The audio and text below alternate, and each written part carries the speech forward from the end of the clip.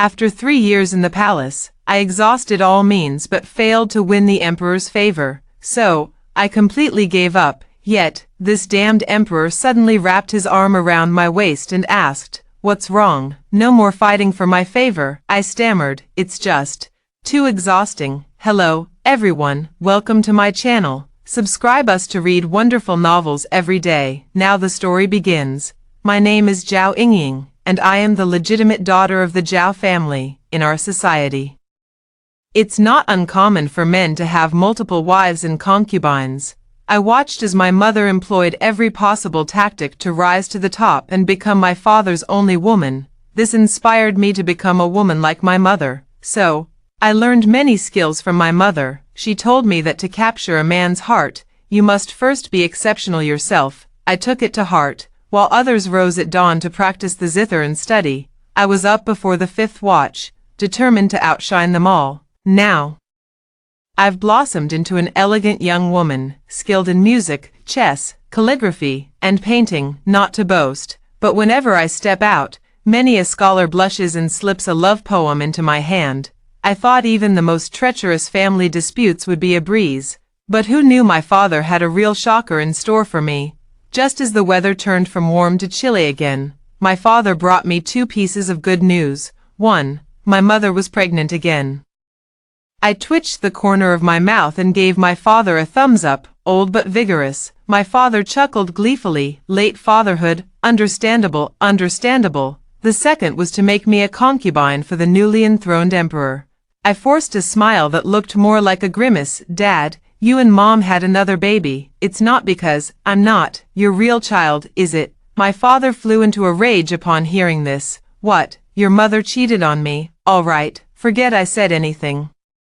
I rubbed my forehead and suddenly felt that dealing with my dad would be a piece of cake. As the moon rose above the branches, my father knocked on my door, sniffling and tearful. "Sweetheart, to be honest, our family's savings are running low," my father sighed, wiping away non-existent tears from the corners of his eyes.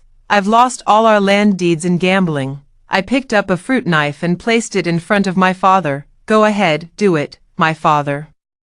A low-ranking official in the Ministry of Rights Seal Casting Bureau. Didn't earn much, but at least it covered household expenses. Now even that's gone. My father sniffled. "Erbao, no more blessings for us. We're poor now." I stopped my father's pointless whining. "Can I go or not?" Shortly after I agreed, the betrothal gifts arrived, enough to pay off the gambling debts and even rack up another. As I boarded the bridal sedan, I shot my father a glare and handed him a fruit knife as a farewell gift. The palace was enormous. I hadn't been sitting long before my eyelids grew heavy. The red candles flickered, and the crimson bridal veil covering my vision was somewhat dazzling. Just as I was about to move, I heard a gentle voice say, "Let me." The voice was so pleasant that it made me momentarily flustered, like a clear spring rushing through the mountains. When he lifted the bridal veil, I finally saw his face, truly a noble gentleman, refined and polished, as if carved from jade. I couldn't help but wonder inwardly, with such a demeanor, would people even be willing to listen to him as emperor? Her jade-like face leaned in. Not ugly. What? That's a personal attack. I tried to force a coy smile, somewhat affectedly saying, "Your Majesty, you do love to tease your humble consort." His expression darkened, like the moon veiled in dust, as he flicked his sleeve. "We are tired and wish to rest." I understood perfectly and reached out to help him undress. Not only did he not appreciate it, but he even took a few steps back. "I shall retire to Yanfu Palace to rest." Damn it. This forced me to pull out my trump card. I managed to squeeze out 2 tears, but before I could even speak, he was already gone. "Hey, is this how all emperors behave so rudely?" The moon hid in the clouds, and the night passed without dreams. Tossing and turning, all I could think about were the 3 seduction techniques my mother taught me, without favor. How can one survive in the palace? The first trick, play the victim. With a sullen face, I arranged a chance encounter with the emperor in the imperial garden. I was flying a kite, and it accidentally got stuck in a tree branch. I aimed at the direction the emperor was coming from and called out in a high-pitched voice, "Someone help me, I can't get this down." To make the act more convincing, I deliberately had my maid, Xiaoyin, dismiss all the attendants. Watching the emperor walk toward me, I was so excited I nearly shed 2 streams of tears, but then he just said, "Help yourself," turned a corner, and left. Damn it, come here, let's have a word. I wasn't even asking you to do it for me. And before I could even say thank you, I got a bucket of cold water dumped on me. I took a deep breath. Competing for favor is something that needs to be done gradually. The second move, showcasing talent, I planned a perfect encounter. With Xiaoyin setting the mood for me, when I said, "Thank you for your praise, Your Majesty," petals were supposed to float down. Xiaoyin timidly reminded me from the side, "Your Highness, this might not be appropriate. The scripture of pure heart that His Majesty asked you to write last time hasn't been." Speaking of this, I'm even angrier. I thought he had a change of heart and was going to promote me, but instead, he said my mind was impure and needed to copy the Pure Heart Sutra to cleanse my unclean thoughts.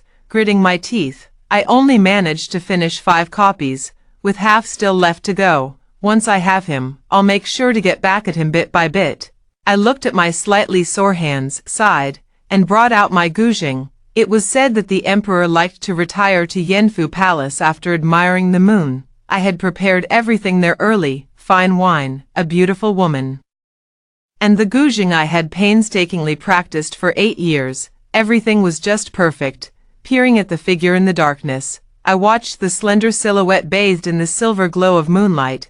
I began to play When Will the Moon Be Clear and Bright, the lingering notes floating endlessly like a delicate thread. I detected the sound of footsteps and felt a surge of joy. He was coming, he was coming, he was bringing status with him. I smiled like a flower, watching him standing motionless before me, dressed in dark robes, his ink-black eyes fixed intently on me. It works. Without raising my eyes, I only glanced at him from the corner of my vision. After all, Mother had said that a beauty under the moonlight shouldn't speak too much. When I finished playing, our gazes met. I coughed a few times, but before I could speak, he remarked indifferently, "It's fine, just avoid the wind." Me, "It's fine, it doesn't affect my performance." I smiled faintly and said, "Thank you, Your Majesty." Before I could even utter the words concerned about, the flowers began to flutter down, a huge shower of petals, all landing right on my head. That little rascal Xiaoyin, who on earth scatters petals by the pound. I could sense the person in front of me quietly laughing. I scowled at the petals on my head, twitching the corner of my mouth. Just as I was about to clean up the mess myself, he slowly stepped forward. To my surprise, this guy actually helped me pick the petals off my head. I was about to thank him when he suddenly sneezed. "Is this an allergy to romance? I just washed my hair." He patted my head 10 more times today. "Hey, wait, first, compensate for my freshly washed hair. The day is fine and sunny." 10 times and then 10 more. "Promise the position won't change." I looked at the clear weather, steeled myself, and decided to give it one last try. The third move, beauty saves the hero. This move is quite difficult to pull off. I can't very well drug myself, drink it, and then cure myself. Can I? That wouldn't do at all. Just as I was fretting, I spotted a black cat. Without hesitation, I gave it a small dose of a madness-inducing drug, just enough to wear off in the time it takes for a stick of incense to burn. I beckoned to it and fed it a bit of meat. After administering the medicine, I instructed Xiaoyin to place it on the way back to Yanfu Palace. As I happened to be walking along the path, I saw a group of people approaching and nodded to Xiaoyin. When the medicine took effect, the black cat lived up to expectations, suddenly hissing and baring its sharp claws at the emperor. I rushed in front of the emperor, shouting, "Your Majesty, be careful." The emperor pushed me aside, picked up the cat lovingly, and said gently, "I've finally found you, hacker." Me. So I was actually giving them a chance. I watched unwillingly as the medicine gradually faded away. I sighed, watching the black cat and the emperor recognize each other, while I struggled to hold back tears. "Congratulations, Your Majesty." Before I could even finish, the words stuck in my throat. The emperor glared at me, and the cat almost swiped at me. "Zhao Yingying, remember to copy the Pure Heart Sutra 10 times and present it to me. with tears in my eyes. I nodded, at the very least. My efforts had made him remember my name. In the blink of an eye, 3 years passed. During those years, I tried every trick in the book, making porridge, adding clothes, painting, composing poetry. None of it worked. Had he practiced some kind of impenetrable defense technique specifically to counter me? I sighed and slumped onto the table, gazing at the scattered copies of the heart-cleansing scripture around the room. By now, I could recite it by heart. Xiaoyin noticed my listlessness and suggested, "Why don't you try singing, Your Highness?" I shook my head. Actually, the reason I didn't want to wasn't because I couldn't. With this howl, the next step might directly lead me to a nunnery for further studies. I straightened up and declared with determination, 3 years are enough to make a person's heart die. It's too exhausting. Why should I keep staring at him and make myself miserable? Xiaoyin looked like she had finally waited for me to give up. Should I be happy about it? I gazed at the empty courtyard and had someone make a swing for me. Over these 3 years, I've chased after the emperor relentlessly, collecting various versions of the Qingxinjing, along with phrases like "no need," "I can handle it," "step back," and "it's cold, don't freeze, go back." Because of my persistence, some people regained their motivation to strive for promotion, while others encouraged me to keep going. Strangely enough, it seems this emperor has never favored anyone. Could it be that he's incapable? Although I'm just a low-ranking concubine, these past 3 years have been quite good. Even my father and my second treasure have gained some weight. I shook off the thoughts in my head and sat on the newly made swing, swaying back and forth, when suddenly I saw a man I've longed for but couldn't have for 3 years walking towards me. It's a dream, yes. This time I'm unusually rational. As he approached, I kept my gaze lowered to the tips of my toes. With one arm, he wrapped around my waist, and I suddenly looked up into his eyes, the dark depths swirling with an overwhelming intensity. What's wrong? No longer vying for favor, I stammered. It's just exhausting. The corners of his eyes crinkled slightly, a faint, elusive smile playing at his lips. If you're tired, should I leave? I understood instantly. No. I shook my head with a coy expression. He stared at me intently, enunciating each word. Hand it over. I tilted my head in confusion. He opened his mouth and said, "I have come to check whether you have memorized the heart-cleansing scripture by heart." He left with a triumphant smile. I'm not angry, really. The crescent moon hung high, casting dappled shadows through the trees. I heard someone shouting from afar, "Your Majesty has arrived." I panicked and hurriedly gathered the incriminating evidence on the table. Xiaoyin helped me clean up, looking puzzled as she said, "Your Highness, you wrote Emperor and then crossed it out. Wasn't that a waste of effort? Silly girl, it's for venting anger. I can't openly curse him, after all." Ahem. A chill ran down my spine, and I could only awkwardly turn around to give him a forced smile. Hurriedly tucking the remaining fabric under me, he slowly walked over, and Xiaoyin bowed to him before closing the door. I met his gaze confidently. He stared at me, as if asking, "Why didn't you bow upon seeing the emperor?" I awkwardly smiled, rubbing my ankle, and said in pain, "Your servant. Today my foot is sprained, and I can't quite get up." He frowned slightly, crouched beside me, as if to examine my injury. At that moment, I was extremely frightened. I moved the paper, not expecting his ears to be so sharp. He grabbed a corner of the paper and asked in confusion, "What is this?" I replied, "To cushion. This seat is hard." Hearing this, a faint smile played at the corners of his lips. "The heart-cleansing scripture, then. Let me have a look." I hesitated, unwilling to move away. I noticed his brows furrowing even tighter, and I dared not even breathe loudly. He scooped me up in his arms, and though I desperately tried to hide my hands, he caught them anyway. "What's the matter? Are the words too shameful to be seen?" I nodded vigorously. His eyes curved like a crescent moon, incredibly beautiful. If the person isn't ugly, their handwriting can't be that bad either. Not just not ugly, absolutely gorgeous. Okay. He set me down, extended his hand toward me, and said solemnly, "I am not laughing." I closed my eyes, stretched out my hand, and thought, Umitba, this is the end. I secretly glanced up at him. His complexion had gone from rosy to as dark as the bottom of a pot. He reached out, pointed at the table, and said, "Sit." I obediently sat down. He picked up the wolf hair brush from the desk, dipped it in ink, and stroke by stroke wrote the characters Li Yunxing next to the crossed-out emperor. Is this his name? After chasing him for 3 years, I never knew there was such a simple solution. He set down the brush and looked at me. This is my name. Next time, write this instead. I nodded understandingly, then shook my head vigorously, realizing it was wrong. This humble concubine dares not. He looked at me with amusement, his thin lips parting slightly. You dare not? He seemed to be hinting at what I had done. I took a deep breath and tentatively replied, this humble concubine was merely doing her best. Recite the Heart Sutra for me. After I finished reciting, the emperor yawned and said, let's rest now. I felt as if granted a great reprieve and let out a sigh of relief, about to rise and respectfully see him off back to Yanfu Palace. He waved his hand. No need. I shall stay overnight at the nightly seclusion residence today. The night passed peacefully, so much so that I began to wonder if a corpse was sleeping beside me. When I woke up, the person was already gone. Just as I finished dressing, someone arrived to announce an imperial decree, conferring upon me the title of noble consort and bestowing upon me the residence Zhaoda Palace. I quickly checked to see if my heart was still beating. After confirming, I straightened my clothes and bowed in greeting. I sat on the swing, utterly baffled.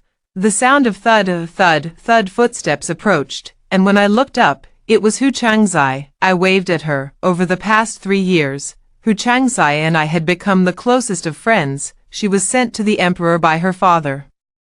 From what she said, her family didn't expect her to seek wealth, just to whisper in the emperor's ear and secure a cushy position for her unruly second brother. That alone would make raising her for over 20 years worthwhile.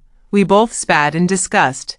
Relying on a woman to climb the ranks, how shameless. Turns out, her father's scheme targeted the wrong person. After 3 years in the palace, all she knew was her own rank. Actually meeting the emperor proved quite difficult. Luckily, I was there. I gathered a pile of the emperor's preferences, where he liked to go, what he liked to eat, his favorite color. From time to time, I'd give them a little information, trading intel for intel, you know, but in the end, I was the only one sharing. When I slacked off recently, they even seemed somewhat relieved. How outrageous. Hu Changzai stared at me in disbelief, pinching my cheek. You didn't drug the emperor, did you? I swatted her hand away and snorted. Thought about it.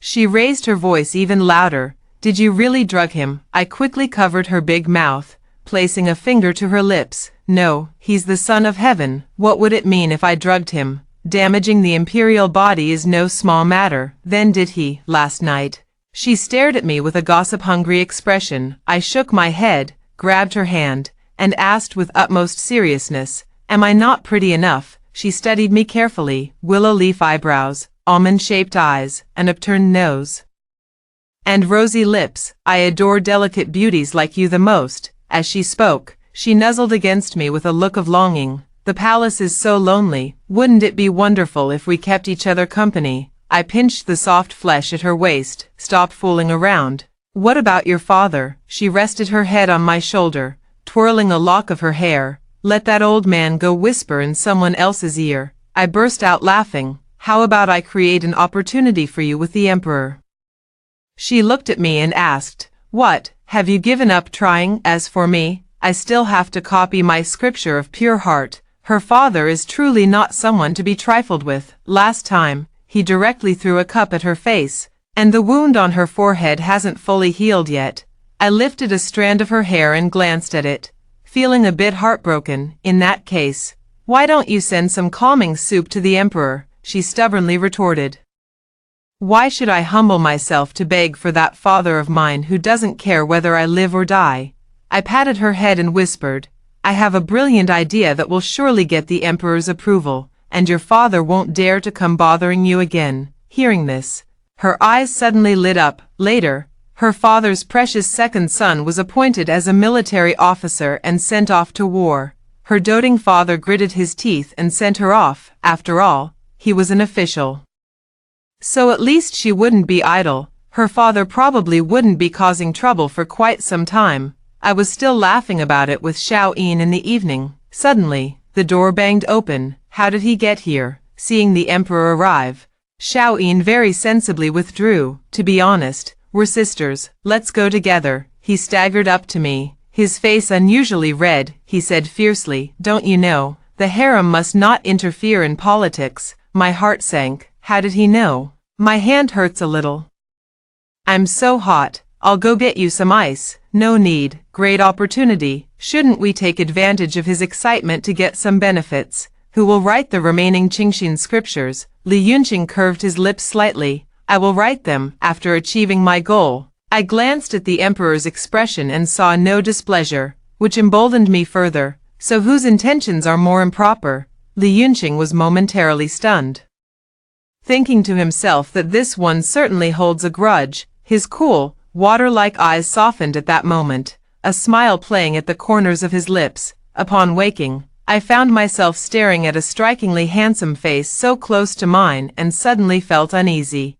What time was it? Why hadn't he left? I tapped the tip of that person's nose lightly and said softly, no backing out of your promise.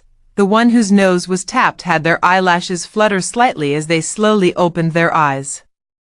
Instinctively, I covered my mouth. What? Does Ying find me so untrustworthy in her eyes? This person, it seems, has been calling me Ying repeatedly since last night, sending chills down my spine. I suddenly jolted upright. Your Majesty, you have the morning court today. Don't delay any further. Half pushing him to get up, I grabbed the black imperial robe, fumbling to help him put it on but unsure where to start. Li Yunqing watched my flustered appearance with amusement for a while. You don't need to do this. Just call Zhao Quan in to handle it. Zhao Quan was an old-timer by the emperor's side, who meticulously arranged all matters concerning the emperor's daily life. I've suffered no small number of setbacks from eunuch Zhao Quan. The green nameplates I submitted were returned to me untouched, all because my father's rank wasn't high enough to reach the one by his side. I tilted my head slightly, a faint blush rising to my cheeks, out of anger. While waiting for eunuch Zhao Quan to finish attending to the emperor, I observed carefully from the side, my fingers occasionally fidgeting. Zhao Quan also glanced over, probably thinking to himself, I never took a liking to this noble lady. No, she's a noble consort now, who always clings to the emperor with such obvious ulterior motives. What remarkable skills she must have. Having watched the emperor grow up, I can tell at a glance that this jade-carved, powder-polished delicate appearance is all too adept at wily seduction, utterly unworthy of him. I was completely focused on watching Zhao Quan's movements at this moment. This eunuch didn't seem like much at first glance, but his hands were quite nimble. No wonder the emperor trusted and valued him so much. After waiting for the emperor to finish dressing, I rubbed my slightly tired eyes. The emperor stared at me motionlessly, as if he had something to say, so I very understandingly stepped forward. Your Majesty, is there something you wish to say to your consort? Li Yunqing gazed at me, his voice clear and cold. The emperor's word is as weighty as 9 tripods. Once I've said something, I will remember it seriously. Ying, you can rest assured. I stared blankly at this handsome man, who was as earnest as if making a solemn vow. Really? There was no need to go this far. He turned his head and couldn't resist teasing. Next time, just have Zhao Quan teach you directly. My little face flushed red as I whispered in defense. I didn't mean to. Beside us, Zhao Quan was grinding his teeth so hard they nearly shattered. Never before had the emperor addressed any palace consort by their personal name. After seeing off the emperor, I settled down comfortably for a nap in Zhaoda residence. Though a nagging thought lingered in my mind, the medicine still felt somewhat improper. While I desired the emperor's favor, I didn't wish to resort to such underhanded means. After much deliberation, I decided to go and have a proper talk with my dear sister Hu Changzai about this matter. I arrived at her residence, the Shuiying Palace. I took a deep breath, preparing to enter, when I saw Hu Yuan's personal maid running out with a pale face, tears seemingly still streaking her cheeks. She grabbed my sleeve and cried out, "My lady, the mistress!" My heart sank, and I hurried into Shuang Palace, only to find Hu Yuan lying there, barely alive. I walked to her bedside and tightly grasped her hand, noticing the scars and bruises covering it. My heart ached, and my voice trembled as I spoke. Sister, what happened? Since Hu Changzai was a year older than me, we addressed each other as sisters in private, and I always called her sister. Hu Yuan didn't want to say more. Her eyes quietly losing their color, growing increasingly hollow. Instead, it was Xiaoji who spoke between sobs. We don't know why, but our mistress suddenly went mad, grabbing a knife and, she didn't finish the rest, but I could guess what happened. Has the imperial physician been summoned? I asked. Xiaoji bit her lip and shook her head. Hurry up and go, I shouted. Hu Yuan looked at me and shook her head. The imperial physician can't cure this. It's a matter of the heart. I tentatively asked, has something happened? Second brother is dead. She spoke weakly, her voice barely audible. A thunderous shock left my mind blank. How could this be? There were no battles this year. A mere lieutenant colonel wouldn't die so unnoticed. With not even a whisper from the inner palace, perhaps sensing my thoughts, she mustered her remaining strength to add, he brought it upon himself. Consort, his elder brother, He Chu, is the god of war general of northern Shao. A first-ranked general holding military power. It was precisely because of him that the rebellions at northern Zhao's borders were quelled, yet his only sister was merely made a consort. Anyone would be displeased. However, the emperor, citing the need to stabilize the three factions, did not immediately appoint an empress but instead granted the sole consort title in the harem. Consort he becoming empress was already an inevitable trend. Hu Yuan stared intently at me, then finally pressed half a jade pendant into my hand. Keep it safe. Don't let others see it, elder sister. This is the last time I'll help you. For some reason, tears began to fall uncontrollably, as if watching my elder sister exhaust her last will to survive. She was never one to compromise like this. Why are you crying? Your sister can handle it. Just a few scratches, they won't kill me. I nodded hastily and threw myself into Hu Yuan's arms, sobbing quietly. Hu Yuan patted my back to comfort me, saying, do you truly love His Majesty? I wiped my face haphazardly with my sleeve and looked at her in confusion. Sister, why do you ask so suddenly? Hu Yuan smiled gently. Elder sister just hopes you can have something to look forward to in the future. She paused before continuing. Only with something to look forward to can one see an end. Though sometimes I don't want to know at a glance what the future holds, here in this place. Apart from the emperor's favor, everything seems endless, like boundless darkness where even the lit lamps feel scorching to the heart and lungs. She wished Aang could be fortunate, if not, then at least to see through things earlier and suffer less. Listening to my elder sister's words, I nodded. Only after the imperial physician confirmed she was fine did I return home with peace of mind. Before leaving, I instructed Xiao Ji to keep a close watch, making sure my sister wouldn't do anything foolish. I promised to check in daily, and before departing, I took away that exquisitely crafted dagger. Nightfall, the sound of rain, Zhao residence. At my desk, I absent-mindedly copied scriptures. Since hearing my sister's words, even someone as carefree as me couldn't help but take them to heart. Glancing at the half-piece of jade pendant, this was the task my sister entrusted to me. Elder sister must have had unspeakable difficulties, which is why she handed it to me with such caution. I can't figure it out. With so many eyes and ears in the palace, it's likely that elder sister was being watched, hence she found an opportunity to pass it to me. I had already stored the jade pendant in a box early on. Though I was copying scriptures, elder sister's words kept echoing in my mind, saying, do you truly love His Majesty? I don't know. From the very beginning, I only approached the emperor for status. It seemed that only by focusing on this could I feel at ease, without effort, and never felt a moment of sadness over the emperor's rejection. But now, I feel somewhat lost. I shook my head, unable to figure it out, so I stopped thinking about it. Amidst the repeated cries of His Majesty has arrived, I barely snapped back to reality and prepared to rise to greet him.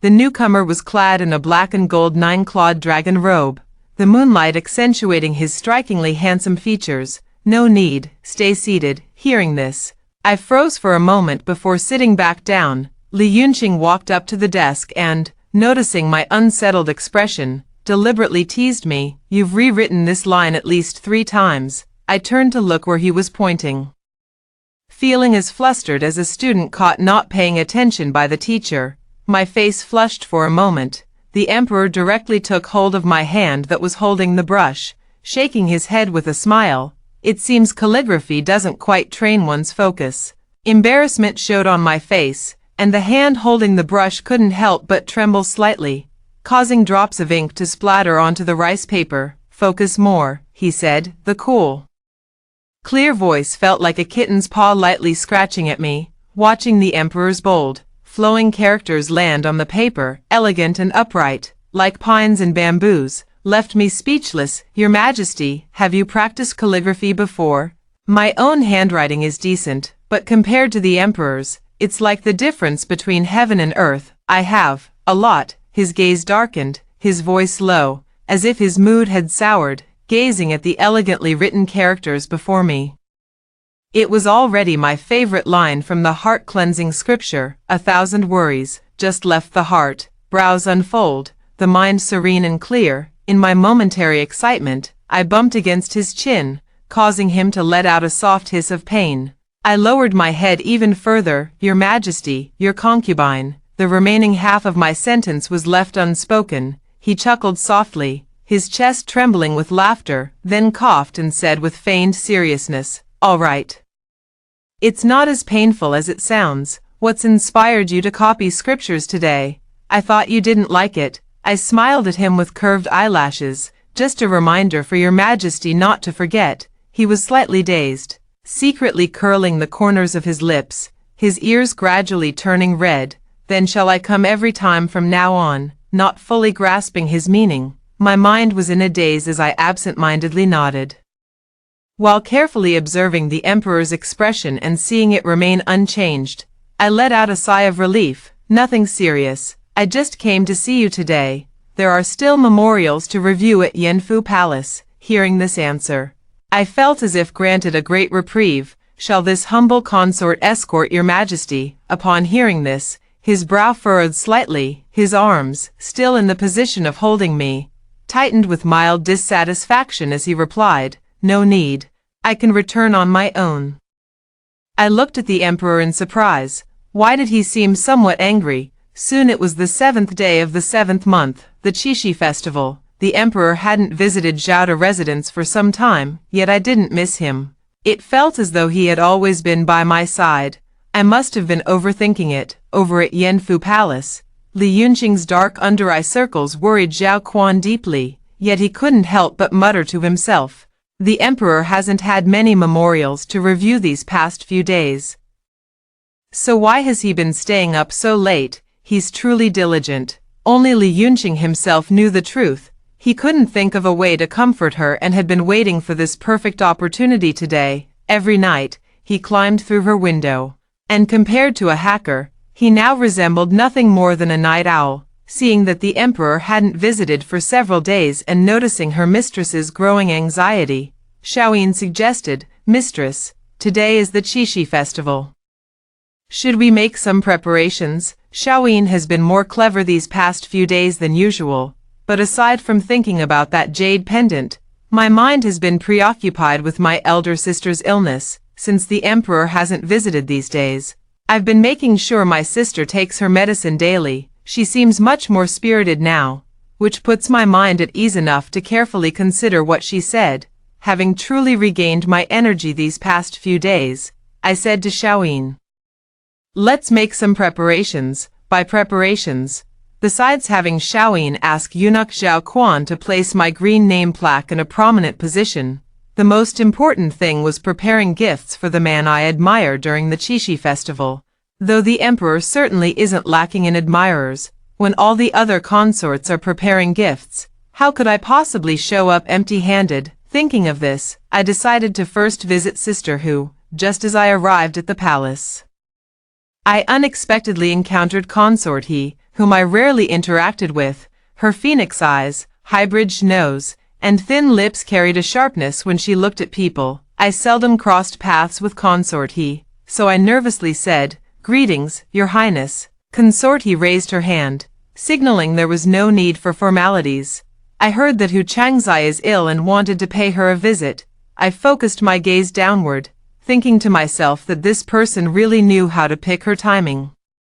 Coming only after my sister was almost fully recovered, clearly, she was up to no good, yet, she couldn't outright reject her either. Hu Yuan thus spoke up, "Thank you for your kindness, Your Highness." Noticing the fleeting exchange of glances between the two beside her, she decided it was best not to linger and took her leave early. In truth, her visit served two purposes. First, to apologize on behalf of her brother. Second, she had people watching this place. Yet there had been no unusual activity, but that item was nowhere to be found. Aside from Hu family's second brother, the only other lead was Hu Changzai, yet Hu Chang's reply was flawless. Could this damned thing really have vanished into thin air? Only after Consort He had gone far away did I begin to inquire about what had happened. But Hu Yuan only knew that the object was on her second brother, though it clearly wasn't his. Though the two didn't get along, they were still siblings after all. And she could tell at a glance that her second brother was nothing but a brute. He would never possess such a delicate item. Unable to speak plainly, Hu Yuan could only hint at the truth in roundabout ways. After all, she was being watched and couldn't act rashly. After visiting Hu Yuan, I strolled to the Imperial Garden to clear my mind and noticed noble Consort Ru admiring the flowers, so I approached her. Upon seeing me, noble Consort Ru felt an instant connection. Since the emperor ascended the throne early, most of the harem members were recommended by officials, and she was no exception. Truth be told, the number of imperial consorts is indeed quite small, with the position of empress vacant. Even the Empress Dowager has begun urging the emperor, yet, he consistently uses state affairs as an excuse. Unwilling to indulge in romantic pursuits, every time the emperor visits her Iha palace, they play chess for an hour, after which he leaves without staying overnight, returning directly to Yanfu Palace. Over time, the harem became restless, with everyone speculating whether the emperor had some hidden ailment. Otherwise, what man could bear to leave such a delicate beauty alone in an empty chamber? Most of the sisters in the harem followed my lead.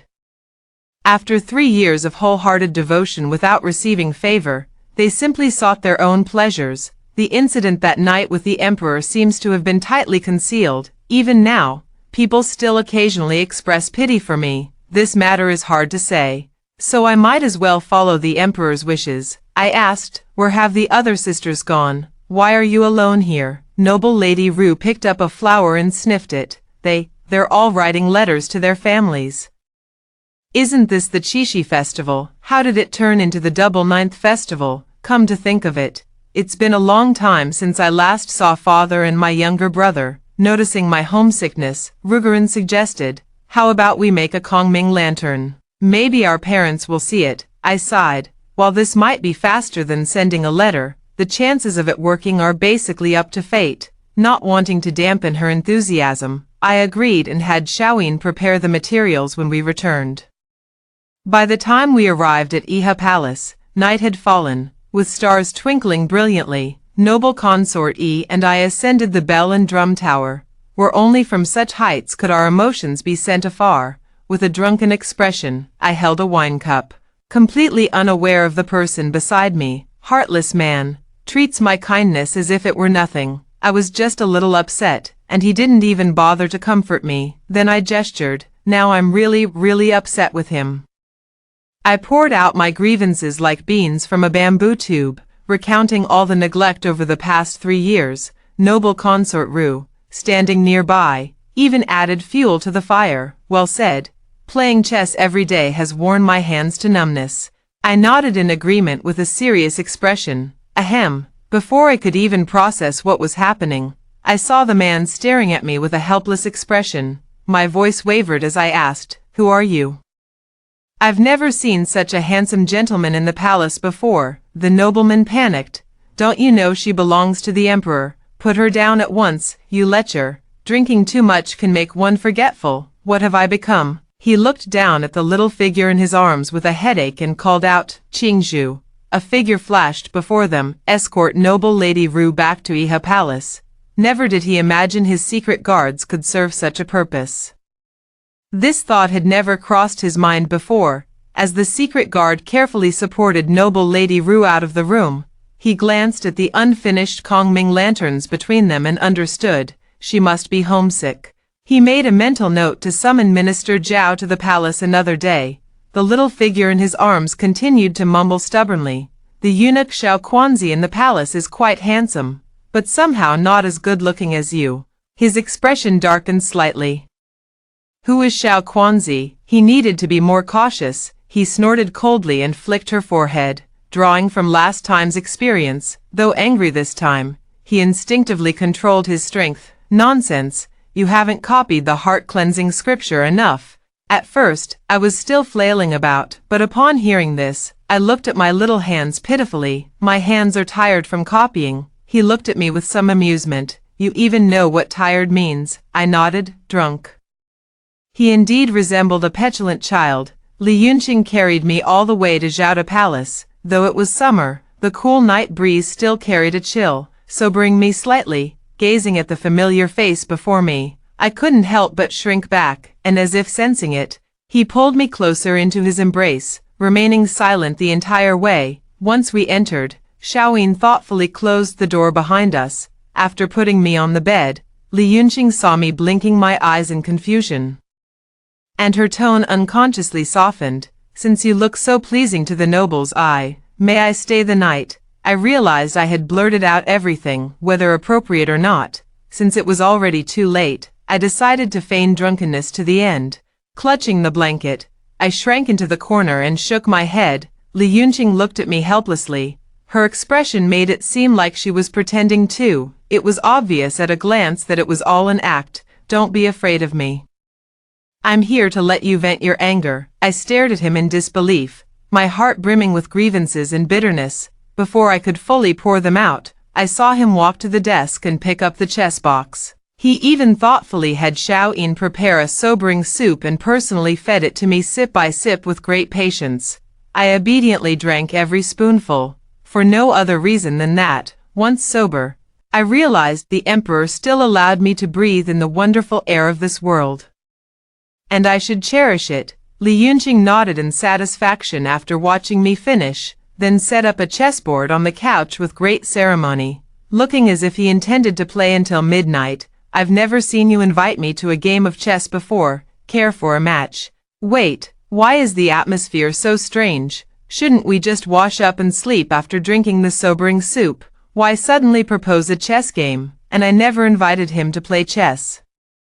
I just didn't want to reveal my weaknesses so soon. With a pitiful expression, I struggled to speak. "Your Majesty, I feel a bit sleepy." After saying this, I even rubbed my eyes for effect. His gaze darkened, but he didn't relent. "It's only the second watch. Does Ying usually retire this early? Or is it that you don't wish to see me, trying to drive me away?" Why do I feel like he's subtly mocking me? It's true I haven't been going to bed this early these past few days, but today is special. Can't someone who's had too much to drink be allowed to sleep early? And now he wants to drag me into playing chess. Never heard of such a thing. Right now, I feel like the word wronged must be written all over my face. Just not sure if His Majesty is willing to understand. Li Yunqing lowered his head, rubbing the black piece in his hand, then suddenly set it down. After a long deliberation, he finally spoke. "It was my overthinking. This way, I won't be a bother anymore." Startled, I quickly moved closer to the Emperor. "Your Majesty, I have never found you bothersome, nor have I thought of sending you away." His eyes instantly brightened. "Truly, of course it's true. Would you like me to swear an oath?" "No need. I can tell you're not lying. Let's play chess, all right?" With that, we actually started playing. We played 3 full games before he stopped. Estimating it was about time for me to sleep, he sighed. "I've lost again. It's very strange that my chess skills aren't good enough to win 3 games in a row. One win could be called luck, but this level of luck is almost absurd, especially since my father usually defeats me within the time it takes to burn a single stick of incense." I hesitated and glanced at the emperor. Then asked uncertainly in a low voice, "Your Majesty, my chess skills are not that good." The implication was, "I know exactly how bad my chess skills are, so stop pretending." This was the first time Li Yunqing had ever felt guilty under someone's gaze. He had done it on purpose. Losing subtly to others wasn't difficult for him. In fact, he could even make the opponent feel they had won convincingly without losing face himself. Li Yunqing got straight to the point, then. "Will winning make me happy? Is this answering whether he'll be happy or not?" First, I shook my head, then nodded. "What does this mean?" Yes, I was just about to ask that." "Very well, let's stop here for today. You must be tired. We'll play a few more rounds tomorrow, and I promise to satisfy Ying." Hearing this, I suddenly looked up at him. If I'm not mistaken, was he trying to comfort me, in his own, self-righteous way? So, with great difficulty, I swallowed hard and asked in disbelief, "Your Majesty, just now, were you trying to console me?" Seeing his indifferent expression, I couldn't help but laugh in frustration, so eager to coax me, yet unwilling to wait until tomorrow, using such a method, truly lacking in romantic sensibility. I really didn't want to be dragged into playing several rounds of chess again tomorrow. After all, his intentions were sincere, and I could teach him slowly. With that thought, I blinked and looked at the emperor. "Then why doesn't your Majesty praise me?" "No need to wait until tomorrow. I'll be satisfied tonight." Li Yunqing, Ying is very kind. So, was I just given a good person card? I muttered softly, "Oh, really? So in your Majesty's heart, I'm just a good person." Noticing the dissatisfaction in my tone, he fixed his gaze on me and said, "I consider you only half a good person in my eyes. Watching you over the years, at first I thought you were a bit foolish. Your attempts to win favor full of obvious flaws. Having grown up in the depths of the palace, I've seen all too well the tactics concubines used to capture the emperor's heart. Your goal was merely a higher rank, no different from others in the inner palace. I had no intention of treating you differently, yet you stubbornly devoted yourself to me, doing things that genuinely benefited me without infringing on anyone's interests, so I let you carry on. How long could it last anyway? Who would have thought it would be 3 years? I was moved. My heart softened. Your gentle persistence wore down all my resistance. Even that sedative soup I knew was questionable. I drank it anyway. Knowing you wanted rank, I made you a noble lady. Afraid that promoting you too quickly might make you like those others, or even my own mother. I never thought I'd overestimate you and underestimate myself. I never intended to tie anyone down. But if Ying desires the position of empress, I would move heaven and earth to give it to you. If that's the case, I grant you the Phoenix crown. Will you grant me your heart in return? Now, can you see me clearly? My cheeks burned, my heart fluttered like a deer prancing in my chest, and scenes from the past replayed in my mind. Even if it began with pretense, none of that matters now. I know my racing heart doesn't lie. The words my sister had said echoed in my mind, and I found my answer. Sincerely, I replied. Ying truly loves your Majesty. He still seemed somewhat dissatisfied and asked, "What is my name?" Yunqing. Good. Now, say that together with what you just said. Connect. Is it what I think it is? I looked at him earnestly and said, Ying truly likes Yunqing. He chuckled softly. I didn't feel embarrassed before, but now I'm suddenly shy, curling myself up like a little shrimp. I felt as if I had fallen into a very familiar embrace in my dream. So familiar that sometimes I would seek out this warm presence, even instinctively nestling deeper into it before finally settling. In my dazed state, I heard him say, Ying, you truly have no defenses against me. The next morning, the sunlight was glaring. When I woke up, the person beside me had already left for the morning court session. Recalling last night, my face flushed red again in an instant. Your face, my lady. Could it be you caught a chill from the wind upstairs last night? Xiaoyin asked with concern. I stammered like I'd been stepped on the tail. And no, nothing's wrong. I'm perfectly fine. Xiaoyin wondered if her lady had been possessed. No matter what was asked, the answer was always fine. And that irrepressible smile at the corners of her lips never faded, even though nothing had happened. Just as she was considering whether to ask, the noble spoke up. Come, let's go to the imperial kitchen.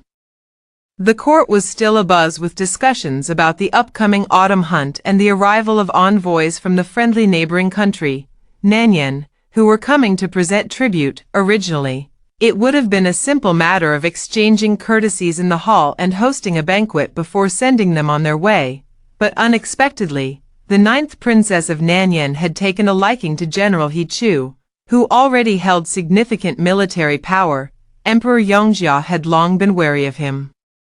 While a marriage alliance would be beneficial, especially since they had been relatively well behaved in recent years and deserved some face, why did it have to be him? Thus, the emperor could only delay, finding ways to keep the envoys longer so the 9th princess could meet other potential suitors. On the other hand, this also provided an opportunity to test General He Chu's loyalty. The court was now bustling with activity.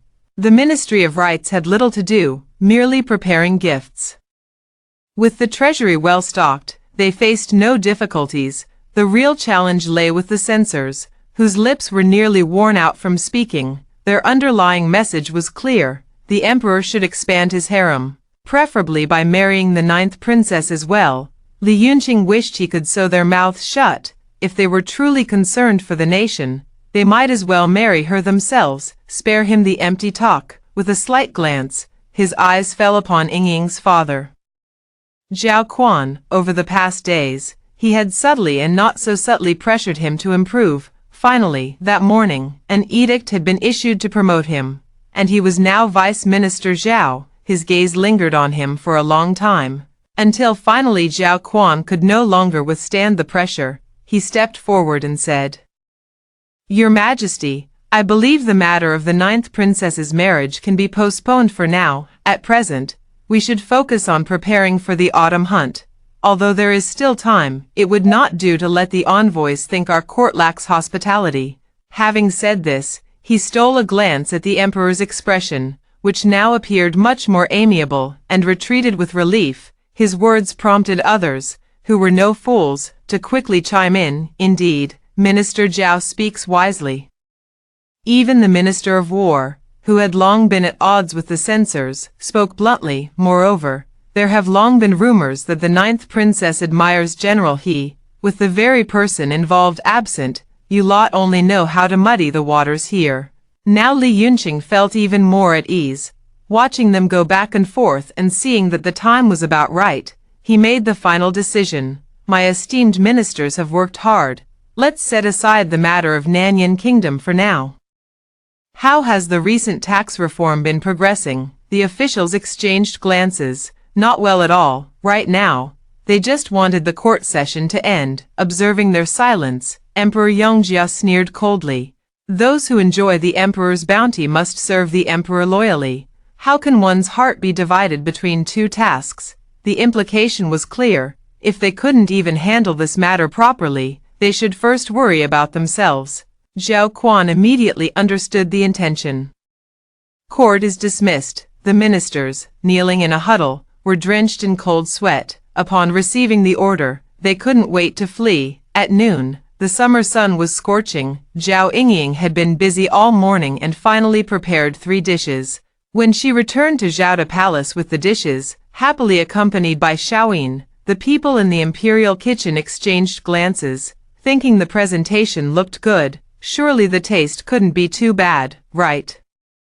In the Zhao Palace at this moment, the two faced each other, each politely deferring to the other with great courtesy. Before them lay 3 dishes. The first was sweet and sour lotus root, the second was stir-fried seasonal vegetables, and the third was assorted tofu. Li Yunqing held his chopsticks with a somewhat hesitant expression. Your Majesty, please try it quickly. I looked at him expectantly. He gave me a faint glance, then picked up the lotus root slice with a look of resignation and ate it. I watched his reaction and blinked, asking, "How does it taste?" Seeing me like this, he couldn't be so direct. "The taste is passable, really, let me try." He pressed his hand over mine holding the chopsticks, and I gave him a puzzled look, only to see him pretending nothing was wrong as he sipped water. Your Majesty, stop fooling around. I need to pick up some food." After saying that, He glanced at my serious expression. You really want to eat it? I nodded slightly, and he slowly withdrew his hand. Just as I was about to reach for the dish, he swiftly pulled me into his arms and gripped my wrist. Me, Li Yunqing, Ying. Just let yourself go. Me, oh, it tastes awful. I didn't insist, but when seeing the emperor off later, I still couldn't resist giving it a taste. I should be obedient, to escape the summer heat at the imperial retreat. The emperor selected consort He, noble Lady Ru, constant companion Hu, and me to accompany him. I've now been promoted to concubine Ing, and the emperor specifically elevated my rank before this trip, bestowing upon me the residence tranquil palace. Sister Hu has improved greatly now, but with consort Ru coming along, who knows what might happen, so I can only secretly continue studying what mysteries that jade pendant might hold. I have indeed sent people to keep an eye on consort Ru. But who would have thought she remains the same as always, merely worshipping the bodhisattva in her palace, devoutly praying for her elder brother's safe return. Upon arriving at the retreat palace, I had the fortune to meet this general He. He was exceptionally handsome, quite different from the emperor. His face bore the stern and imposing aura of a seasoned warrior, making the emperor seem much more amiable in comparison. I, along with my elder sister and noble consort Ru, stay very close to each other, often gathering to play leaf cards, enjoying great freedom. My residence is called the Stargazing Pavilion, and today, the three of us happen to gather there. The emperor has also gone to discuss state affairs with the ministers.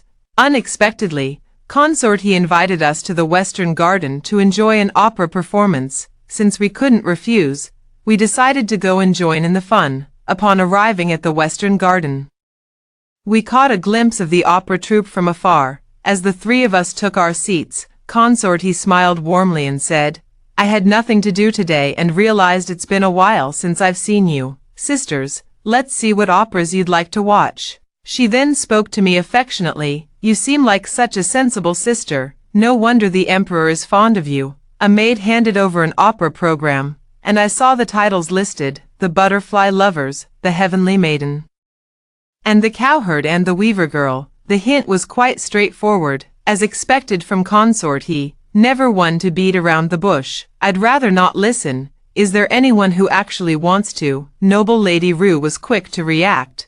She tapped the title Butterfly Lovers and said with a clever smile, speaking of these operas, they're performed year after year. I noticed a new one this year called Blossom and Moon Reunion that's exceptionally well staged. Since the palace always enjoys a lively atmosphere, us sisters might as well watch it for some fun. Consort He continued teasing. How can these new operas compare to the timeless charm of the classics? I meekly said. People differ in their preferences.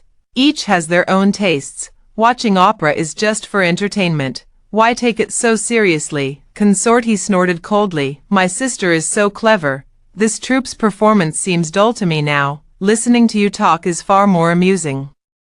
This was about me, implying that my words sounded sweeter than their singing. Finally, Hu Yuan stepped in and said, We're nearing the climax. Everyone, pay close attention, or you'll regret missing it later. In the end, the play wasn't enjoyable. I thought consort He wouldn't let it go until she vented her anger, and talking to her was truly exhausting. The unorganized actors below performed with great difficulty. When the emperor returned, I was slumped over the table. The stars blinked at me, and I blinked back at them. What's wrong? Is the ice not enough? Why do you look so listless? I gave him a what do you think look. It's not quite enough. Shall I have someone send you some more? I cast a faint glance at him. Li Yunqing felt something was off about Ying today. Did consort He give you trouble?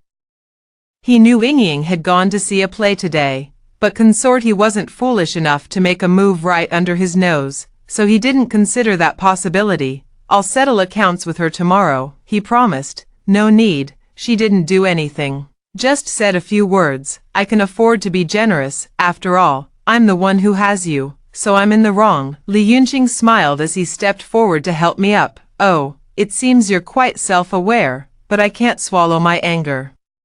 What should we do? He's taking advantage and still acting innocent. I hooked my arm around his neck and said affectionately, Your Majesty, have you heard of the butterfly lovers? Of course, then tell me about it, perhaps it will help me cool down. Where would you like to listen? Listen to the part where he dares not look at Guanyin from then on. Ingtai is not a girl. So why are there ring marks on her ears? The ring marks have a reason. Brother Liang, why must you doubt? In the village, there are many temple fairs to thank the gods, and every year I play the role of Guanyin. Brother Liang, you should focus on your studies. Why think of skirts and hairpins instead of your future? From then on, I dare not look at Guanyin.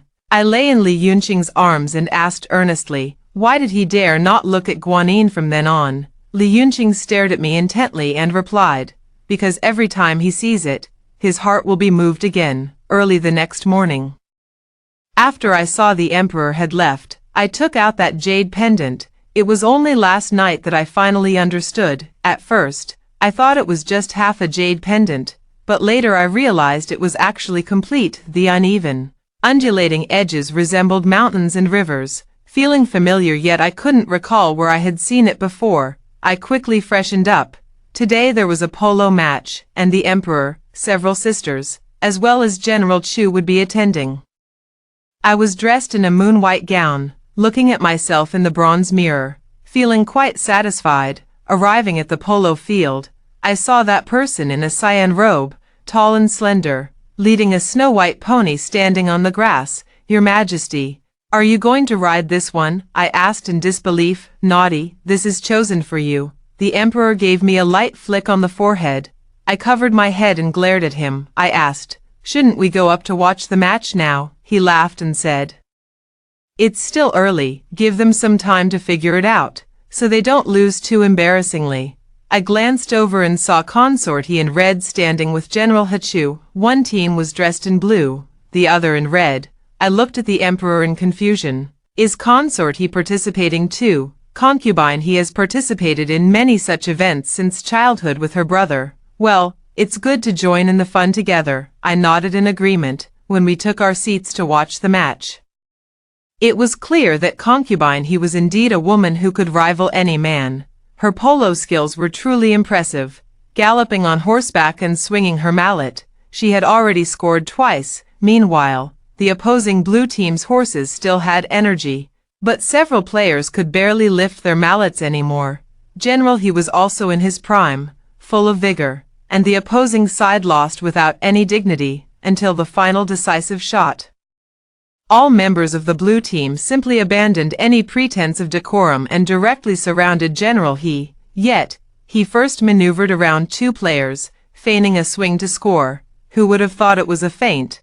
The ball veered sharply to the left and was intercepted by Consort He. A shot that had everyone's attention ended up missing the goal entirely. What a pity! Even without this shot, the red team still won against the blue team by a significant margin. After the ball game ended, the emperor pulled me aside, wanting to teach me how to ride a horse. After helping me onto the horse, he actually acted like a strict instructor, commanding me, straighten your back, don't cling to the horse's neck, and tighten the reins. I gave him a cool glance. Easy for him to say when he wasn't the one struggling. There was no way I could avoid holding onto the horse's neck. I cried out, Xiao Bai, calm down. Li Yunqing whim, a lifetime of joy. I married her quickly, just wanting to get it over with. Seeing her sitting stiffly, clearly nervous, I couldn't resist teasing her and deliberately remarked, not ugly. Watching her dazed expression trying to force a smile, I felt irritated. Every woman in the harem wears a hypocritical mask, yet this time I secretly hoped for a change.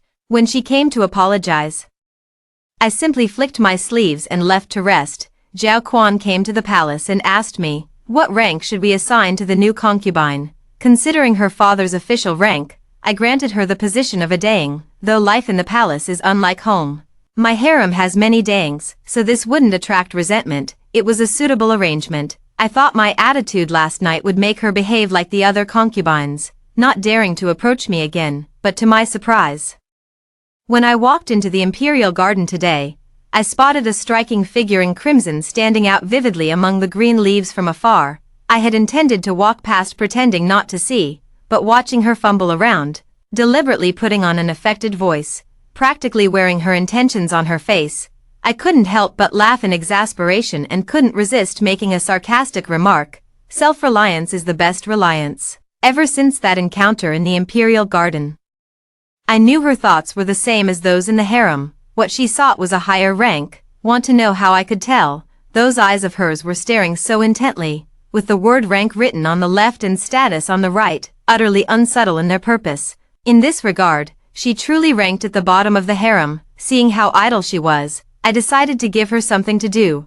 Copying the scripture of pure heart, I considered this a hint. If she were clever, she would understand the imperial intention, but it was evident that she had become visibly persistent this time. She had positioned herself early on the path of my return to the palace. As I approached, I saw her playing the guzheng. Her rendition of "When Will the Moon Be Clear and Bright" was truly moving. I had initially intended to soften my words, perhaps saying something like, "Thank you for your efforts, Ing Dang," or "It's so late, you should rest early." But upon seeing her cough a few times, I frowned, and the words that came out were, "It's fine, avoid the wind, stop overthinking things, waiting in the cold just for me to appreciate, all for a fleeting position, it's not worth it." All these thoughts I swallowed back. Unspoken, I simply watched her, curious to hear what auspicious words she might utter, only for a shower of large petals to fall upon her head. I couldn't help but chuckle inwardly. Such rivalry for favor was something I'd never seen before. Watching her dark expression was quite amusing. At last, I saw her true self, utterly adorable. I had intended to step forward and remove the petals for her, but the pollen was too heavy, and I accidentally sneezed. To comfort her and regain my composure, I patted her head and said, "Today, add 10 more repetitions." I thought this would quiet her down for a while, but to my surprise, she quickly rallied and charged back to confront me. She had planned to rescue me from the cat's claws, but I was one step ahead. Before she could act, I picked up the unfamiliar cat and declared, "At last, I've found you, hacker." I was deliberately teasing her. Watching her unwillingness to even consider scratching me with her claws, I pretended to glare at her. "Zhao Yingying, remember to copy the heart-cleansing scripture 10 times for me." I recall one time she prepared food and porridge for me, and I thought she had finally made some progress. I tasted the porridge, passable, but when I picked up a bite of the dish, my expression turned pained, finding it hard to swallow. This culinary skill truly cannot be compromised. Later, after several rounds of wits and courage between us, though I rejected her each time, everything she gave me was placed in the Yanfu Palace. Even on days when she behaved quietly, my heart remained unsettled, so I simply arranged for a hidden guard in her bedchamber to report her movements at any time, allowing me to know both myself and the enemy. These 3 years, the times I've laughed the most were when I was with her. Perhaps I grew accustomed to such companionship, and by the time I wished to change, I was already bound hand and foot. What is meant by spinning a cocoon around oneself? This is spinning a cocoon around oneself. 3 years are enough to make a person's heart grow cold, yet for me, these 3 years have only deepened my affection, making me unwilling to sever ties. She has indeed stopped seeking me out, but I find myself panicking. Gently caressing the scripture of purity she wrote, I realize that over these years, I've also quietly amassed considerable power. I can no longer afford to hesitate. Thus, I arrived at her bedchamber, just as the secret guards had depicted. I recognized her at first glance. Though I had never been here before, every detail of the place was already etched in my memory. I gazed at her, and the tension that had been coiled tightly in my heart suddenly snapped, wrapping an arm around her waist. My desire spilled forth unrestrained in my eyes. What? No longer vying for favor, as if asking this would ease my conscience. It was I who had made her wait so long. I watched as she stammered out, "It's just exhausting." The corners of my eyes crinkled with amusement. This timid, flustered side of her was a rare and vivid sight I'd never seen before.